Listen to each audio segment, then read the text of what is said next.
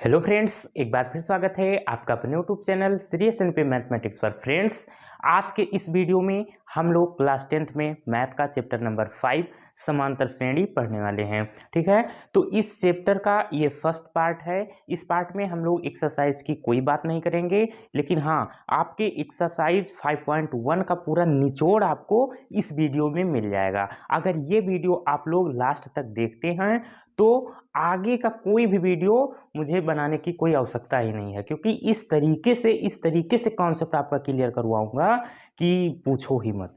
ठीक है, तो मैं उम्मीद करता हूं कि आप लोग एकदम लास्ट तक बने रहेंगे वीडियो में। अगर कोई दिक्कत हो तो नीचे कमेंट कर देना। ठीक, ये आपका समांतर श्रेणी चैप्टर का बेसिक का वीडियो है। ओके, चलिए तो हम लोग शुरुआत करते हैं इस चैप्टर की। अभी हमने कुछ नहीं पता समांतर श्रेणी क्या, कुछ नहीं, बस पहली बार समझ लो, आपने पहली बार नाम सुना है समांतर श्रेणी।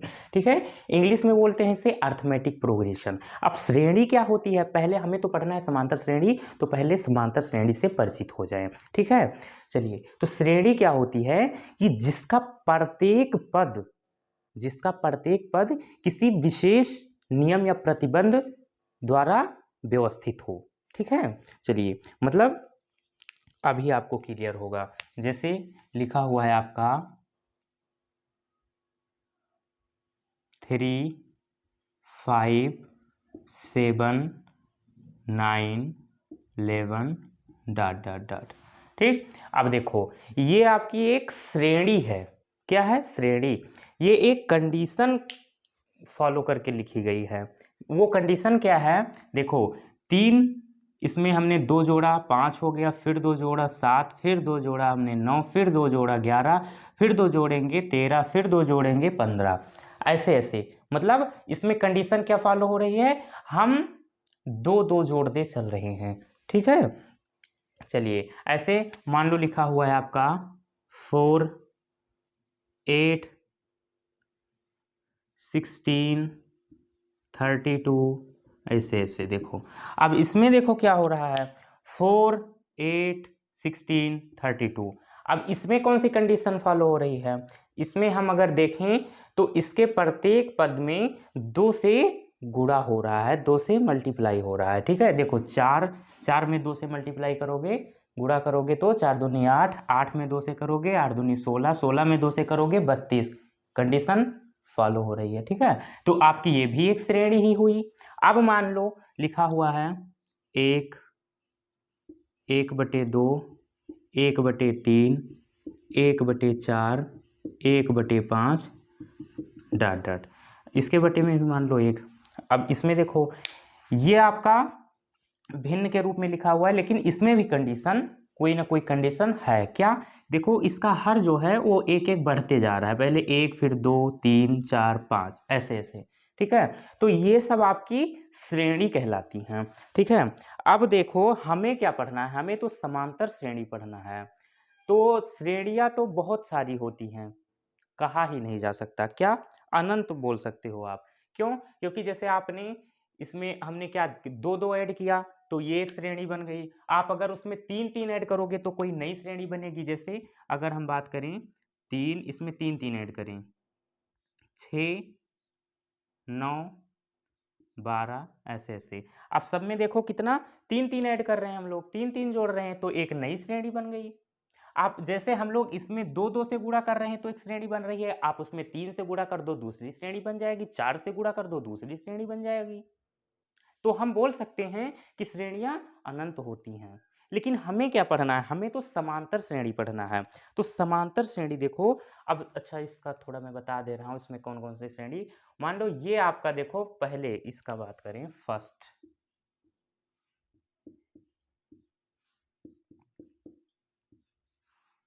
अब इसमें देखो क्या है, 3 में 2 जोड़ा 5, 5 में 2 जोड़ा 7, फिर 9, फिर 11।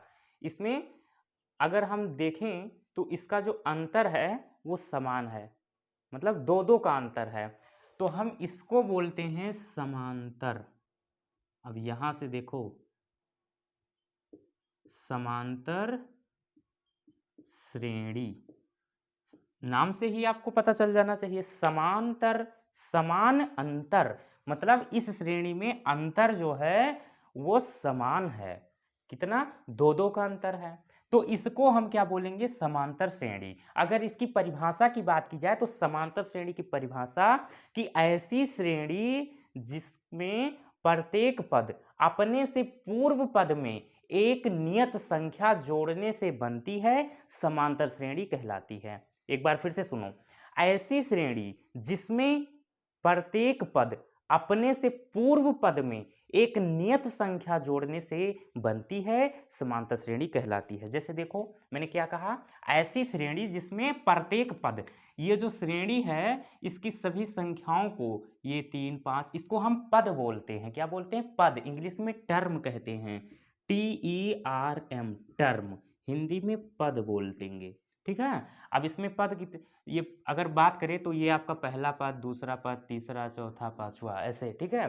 तो देखो हम क्या इसके पहले वाले पद में देखो क्या है, पहले पद में 3, इसमें 2 जोड़ेंगे तो 5 हो जाएगा। अब इसकी तीसरे पद की बात करें तो इसके पहले कौन सा पद है?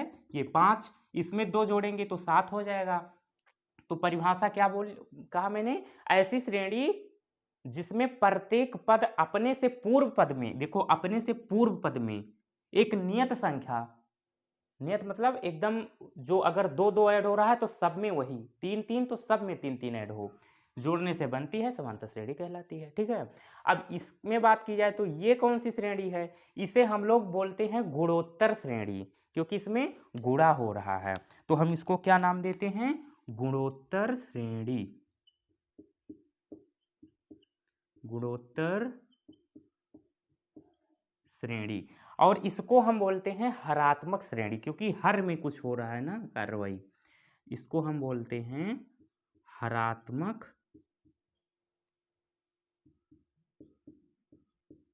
श्रेणी। तो ये आपकी 3 प्रकार की श्रेणियां यहां पर मैंने बताया है। लेकिन हमें क्या, हमें तो केवल समांतर श्रेणी पढ़ना है, ये सब हमें नहीं पढ़ना है। आगे आप लोग इंटर में सब पढ़ेंगे, क्लास 11 12 में, ठीक है। हमें यहाँ पर केवल समांतर श्रेणी पढ़ना है। तो और सब लोग को यहाँ से भगा दो तुरंत। तो इतनी बात क्लियर हुई जितनी मैंने बताई अभी तक। चलिए अब देखो, कुछ इसमें 2-4 शब्द होते हैं जिनको बार बार हम लोग बोलेंगे, तो उसके बारे में हम लोग चर्चा कर लें। जिसको जैसे ये लिखी हुई आपकी एक श्रेणी लिखी हुई है, ठीक है। तो इसके जो प्रत्येक संख्याएं हैं इनको हम क्या बोलते हैं? पद बोलते हैं। जैसे ये आपका पहला पद हो गया, ये आपका दूसरा पद, ये तीसरा पद, ये चौथा पद, ये पांचवा पद, ऐसे ऐसे बहुत सारे पद होंगे। अब देखो इसमें एक शब्द आएगा आपको, क्या? सार्व अंतर। सार्व अंतर क्या होता है? इंग्लिश में बोलते हैं कॉमन डिफरेंस, ठीक है।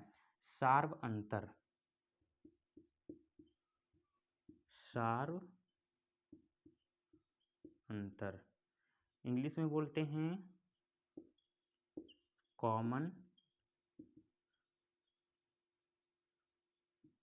डिफरेंस। अब सार्वंतर क्या होता है? सार्वंतर जो है श्रेणी में उसके दूसरे वाले पद से पूर्व पद को घटाने से मिलती है, ठीक है, सार्वंतर। अब देखो मैंने जो परिभाषा आपको बताई थी समांतर श्रेणी की, कि ऐसी श्रेणी जिसमें प्रत्येक पद अपने से पूर्व पद में एक नियत संख्या जोड़ने से बनती है, क्या कहलाती है? समांतर श्रेणी। जो मैंने नियत संख्या बात की थी, उसी नियत संख्या को हम लोग सार्वंतर बोलते हैं। अब सार्वंतर को हम लोग डी से प्रदर्शित करते हैं। किससे? डी से, स्मॉल डी से हम लोग इसे प्रदर्शित करेंगे। मतलब जहां सार्वंतर की बात आएगी वहां हम लोग स्मॉल डी लिख देंगे, आपको पता चल जाएगा कि सार्वंतर की बात की गई है, ठीक है। और पद को हम लोग ए से लिखेंगे। पद को हम लोग किससे लिखेंगे? ए से लिखेंगे, ठीक है। अब हम लोग यहाँ पर बात करेंगे किसकी? 2-4 फार्मूले हैं, बस उन्हीं पे ये पूरा एक्सरसाइज आपका समाप्त हो जाएगा। क्या? तो वो उसका फार्मूला है हमारा nवां पद, और एक फार्मूला है n पदों का योग, ठीक है। तो उससे पहले अच्छा मैं आपको बता दे रहा हूँ सार्वंतर निकालते कैसे हैं।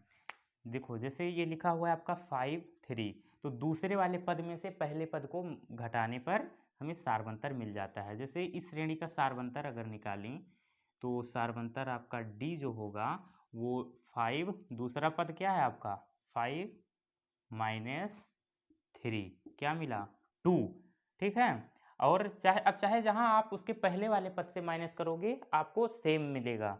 अब अगर आप 11 में से 9 को माइनस करो, 11 माइनस 9, तो भी आपको क्या मिलेगा 2 मिलेगा, ठीक है। आप 9 में से 7 को माइनस करो, 9 माइनस 7, 2 ही मिलेगा, ठीक है। तो इस तरीके से सार्वंतर हम लोग निकालते हैं। इसको बोलेंगे हम लोग पहला पद, इसको हम लोग बोलेंगे दूसरा पद, ऐसे सबको तीसरा चौथा पांचवा ऐसे पद बोलते हैं, ठीक है। अब हम लोग यहाँ पर फॉर्मूले की बात कर लेते हैं, फिर एक आध क्वेश्चन भी उस पर करेंगे।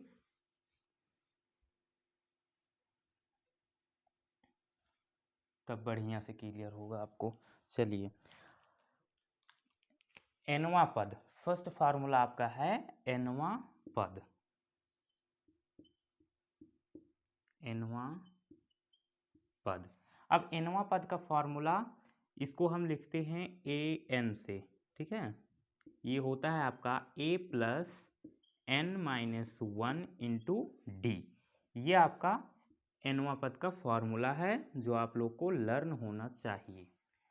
इस पर मैं आपको एक क्वेश्चन करवा रहा हूँ। मान लीजिए आपका यही जो मैंने एग्जाम्पल लिखा है इसी की बात कर लेते हैं। जैसे एक श्रेणी लिखी हुई है, इसमें 1 2 3 4 5 पद लिखे हुए हैं। आपको कहा जाए कि इसका 10वां या 12वां पद क्या होगा। जैसे यहाँ पर 1 2 3 4 5 पद दिख रहे हैं, आगे कुछ और होगा, 13 होगा, 15 होगा, 17, ऐसे ऐसे, ठीक है। तो अगर हम पूछें कि इसके यहाँ काफ़ी 20वें पद पर जब पहुँचेंगे, 5 पद है, 20वें पद पर जब पहुँचेंगे तो वहाँ क्या लिखा होगा। जैसे 5वें पद पे 11 लिखा है, चौथे पद पे 9 लिखा है, उसी तरीके से 20वें पद पर क्या लिखा होगा, 20वां पद क्या होगा, ऐसे भी क्वेश्चन आएगा, ठीक है। तो हम 20वां पद मतलब कौन से 20वें पद की बात की गई है, तो यहाँ पर इस श्रेणी में हम A20 हमें फाइंड करना है 20वां पद। n होता है पदों की संख्या, मैं लिख दे रहा हूँ, n होता है आपका पदों की संख्या, ठीक है। अब फॉर्मूले में n हो गया, d ए जो आपका होता है प्रथम पद। प्रथम पद आपका क्या है इस श्रेणी में 3, ठीक है। तो आपका ए भी दे रखा है 3। अब डी की बात करें तो डी कैसे निकालते हैं, दूसरा पद माइनस पहला पद। तो दूसरा पद क्या है 5 माइनस पहला पद कितना है 3, तो ये आपका आएगा 2। तो डी आपका कितना है 2। अब आप सब वैल्यू उठा करके फॉर्मूले में रख दो। ए एन जो कि हमें 20वां पद ज्ञात करना है ना, तो A20 लिख सकते हैं इसको हम लोग, इक्वल्स टू ए क्या है हमारा 3 प्लस एन हमें कौन सा पद 20वां पद निकालना है, तो 20 माइनस 1 और डी क्या है आपका डी 2, तो 3 प्लस ये आपका हो जाएगा 19 और ये 2, तो 3 प्लस इसका मल्टीप्लाई इसमें होगा तो कितना हो जाएगा 38 और ये 41। तो A20 आपका क्या आ गया 41। तो इसका 20वां जो पद होगा आपका वो 41 होगा, ठीक है। अब 20वां पद आप कहाँ तक लिखते जाओगे, तो इसलिए मैं आपको प्रूव करवा दे रहा हूँ कि हाँ ये फार्मूला हमारा सही है। कैसे, आपका इस श्रेणी में जो दिख रही है कितने 5 पद लिखे हुए हैं। अगर हम बात करें कि 5वां पद क्या है तो आपको दिख रहा है 11, लेकिन इस फार्मूले की सहायता से, इस फार्मूले के यूज से हम लोग ये दिखा पाएंगे कि 5वां पद 11 होगा। कैसे, चलो मैं दिखा दे रहा हूँ, तभी आपको विश्वास होगा। जैसे देखो, कुछ नहीं, सब कुछ पता है, बस आपको n जो है वो बदल देना है। n इसमें हमें 20वें पद की बात की गई थी और इस जो एग्जाम्पल मैं अब देने जा रहा हूँ उसमें 1 2 3 4 5वें पद की, मतलब n क्या हो जाएगा आपका 5 हो जाएगा। a आपका 3 ही रहेगा, a होता है प्रथम पद, और d आपका वही रहेगा कितना 2।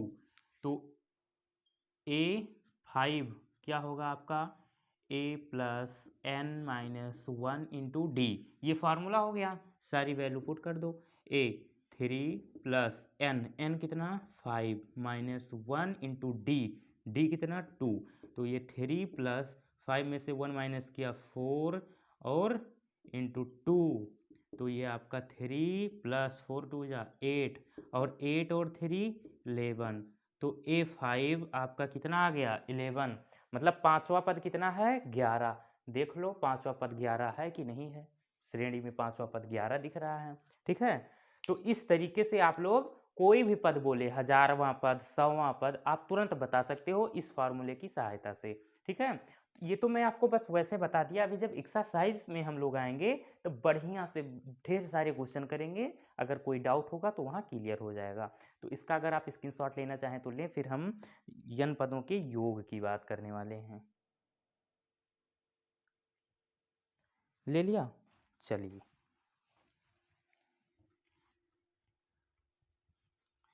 समझ में तो आ रहा है ना।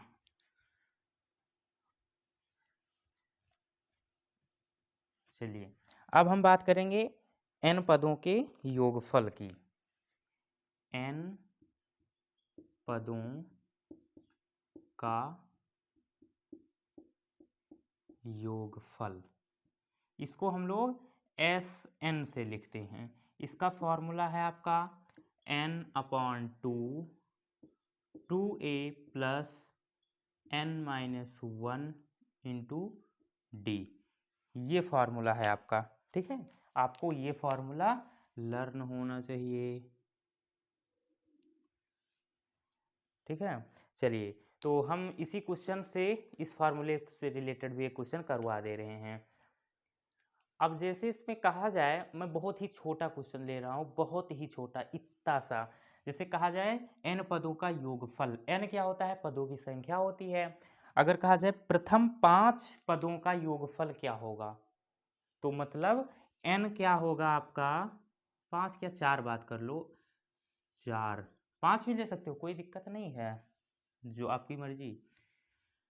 तो प्रथम 4 पदों के योगफल ज्ञात कीजिए, ऐसे बोल सकता है। हाँ, तो प्रथम 4 पद, पहला पद 3, दूसरा पद 5, तीसरा 7 और 9, मतलब इन चारों पदों को अगर हम ऐड करें तो क्या होगा। तो अगर आप इन चारों पदों को अगर ऐड करें तो आप तुरंत कर लेंगे, लेकिन अगर संख्या बढ़ा दी जाए, कहा है क्या बोले कि प्रथम 50 पदों का योगफल ज्ञात कीजिए, तब तो आप फंस जाएंगे। कहाँ तक 50 पद लिखेंगे, 1-2 घंटे लग जाएंगे आपको लिखते हुए। तो इसलिए ये फॉर्मूला जो है ये मिनटों में, चुटकियों में आपका ये तुरंत क्वेश्चन बर्बाद कर देगा। कैसे, देखो प्रथम 4 पदों का योगफल, तो हम यन हमारा 4 हो गया, और देखो और किसका काम लग रहा है ए का। ए क्या होता है प्रथम पद, प्रथम पद क्या है आपका इसमें 3, और क्या यन तो हो ही गया। डी, डी आपका होता है सार्वंतर, तो सार्वंतर को कैसे निकालते हैं, दूसरा पद माइनस पहला पद। दूसरा पद कितना है 5 माइनस पहला पद 3, तो 5 में से 3 को माइनस किया 2, तो डी आपका कितना आ गया 2। ठीक है, तो अब आप क्या करिए, वैल्यू उठा करके फॉर्मूले में पुट कर दीजिए। तो एस एन, एन क्या मतलब चौथे 4, प्रथम 4 पदों का योगफल, तो S 4 हो जाएगा।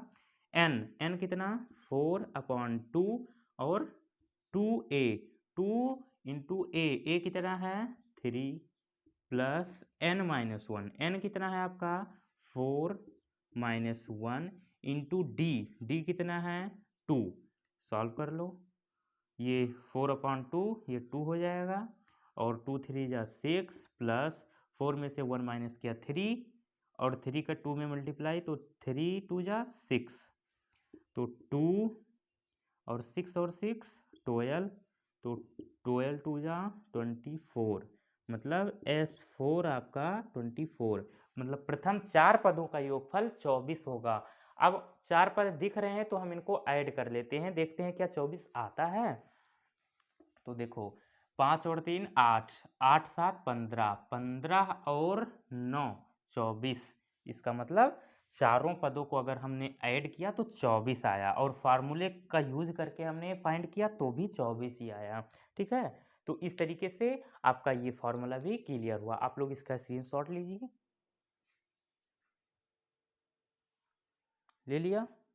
चलिए, तो फ्रेंड्स आज का वीडियो आप लोग को कैसा लगा? अगर अच्छा लगा हो तो प्लीज़ लाइक कीजिएगा, और अगर पहली बार हमारे चैनल पर आए तो प्लीज़ हमारे चैनल सीरियस एमपी मैथमेटिक्स को सब्सक्राइब कीजिएगा, और आप लोग हमारे चैनल को खूब सपोर्ट कीजिए। आपके जितने भी व्हाट्सएप ग्रुप हैं आप सब में वीडियो को शेयर कीजिए। ठीक है, तो हम लोग नेक्स्ट वीडियो में आपकी एक्सरसाइज 5.1 के क्वेश्चंस की बात करेंगे। और मैंने आज के इस वीडियो में इस तरीके का कॉन्सेप्ट आप लोग को दिया है ना, कि मुझे नहीं लगता कि आपको अब उस एक्सरसाइज के क्वेश्चन करवाने पड़ेंगे, लेकिन फिर भी अगर कोई दिक्कत होगी तो मैं तो हूँ ही। आपको नेक्स्ट वीडियो में एक्सरसाइज 5.1 के क्वेश्चन मिल जाएंगे। ओके, तो बाय बाय, सी यू, हम लोग मिलेंगे एक नए वीडियो में।